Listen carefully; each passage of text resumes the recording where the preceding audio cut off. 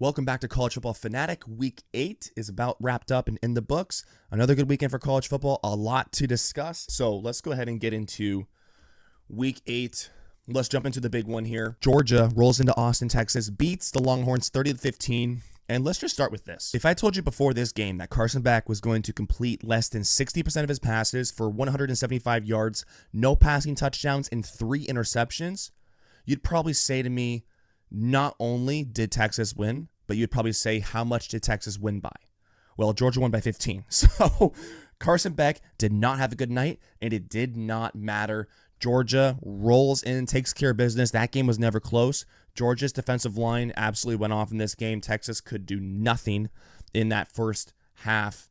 They went ahead and benched Quinn Ewers, and we got some numbers here because I missed part of the first half. But I guess Ewers, he was pressured on 6 of his 16 dropbacks, and before he was benched overall, he was 6 of 12 for 17 yards with a pick. So I was really confused when they brought in Arch Manning because I was like, is he hurt? Did he get banged up? Is it just they can't get anything going on offense?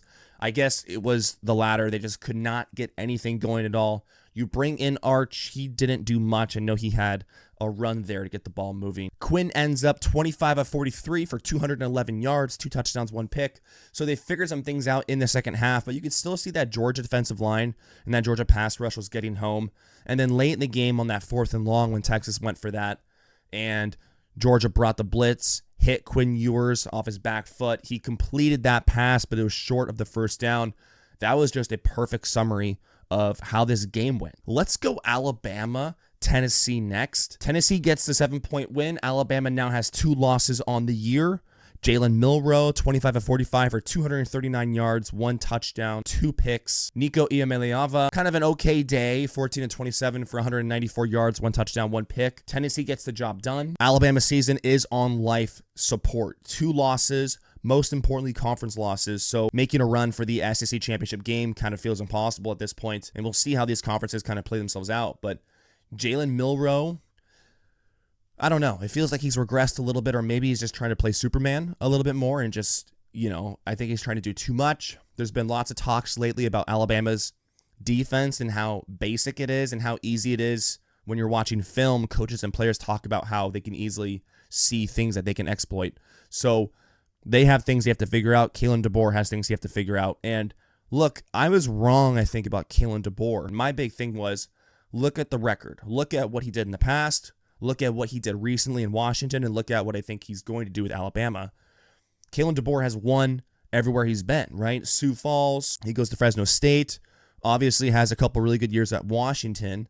And then you look at Alabama as a program. Yes, you're trying to follow up the GOAT, Nick Saban, but you look at the recruiting and what he's able to sustain since he made his way in Tuscaloosa. I thought that they'd be able to hold their own.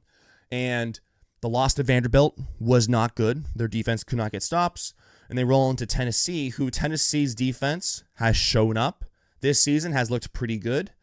But then Alabama drops another game this year. So now they're 5-2, and they're 2-2 in conference play. Let's transition into Miami, getting a 7-point win over Louisville on the road. They dropped 52 points. Cam Ward went 21 of 32 for 319 yards, 4 touchdowns. He continues to have Heisman-level performances, and he's the reason why that they're still undefeated.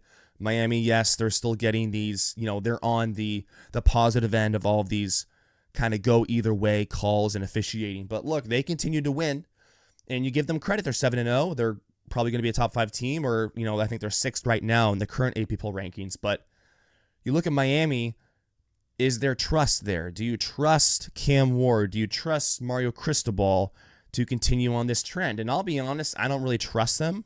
Now, you can look at their schedule and say, where's the loss? The ACC is becoming an interesting conference because we're going to get to this next.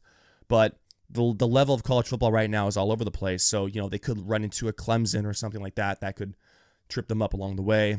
Syracuse is kind of interesting. Not that they're necessarily in a college football playoff contender, but a team that could sneak up and bite you. But credit to Miami. I mean, look, they're winning these games, and that's ultimately all that matters. And Louisville, they're 4-3 on the season, 2-2 in the conference, but this was still a test, not a huge test, but it was a test, and you're going on the road.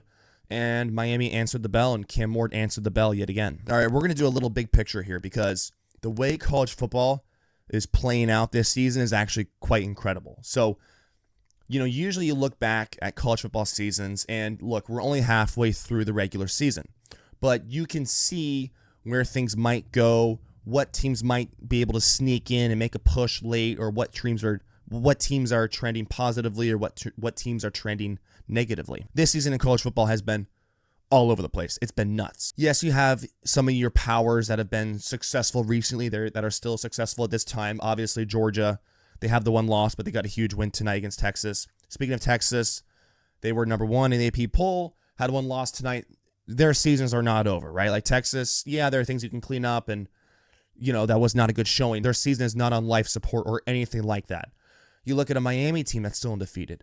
Alabama has 2 losses. Tennessee only has 1 loss. LSU is still in the SEC championship game race. They're a top 10 team right now, and they only have 1 loss in the year. Iowa State is undefeated. Clemson is a 1-loss team, and they're under the radar.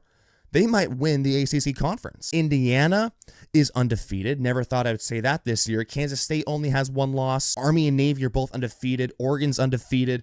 Ohio State only has 1 loss. Penn State is still undefeated. So you have this super wide range of just college football teams that are still in this race, and thank God for this 12-team playoff, because I don't know what we would do this year if we didn't have that. Now, part of this is we're only halfway through the regular season, so some of these things will work themselves out. Some of these conferences are going to cannibalize themselves, and teams will beat other teams, and we'll be able to clear up the picture a little bit more. But I just can't recall in recent memory, or even going further back, a field that was so wide and so level right now. You also have Boise State, who's a 1-loss team. They're still in CFP contention, and they have the Heisman frontrunner at running back. So this season has been awesome so far.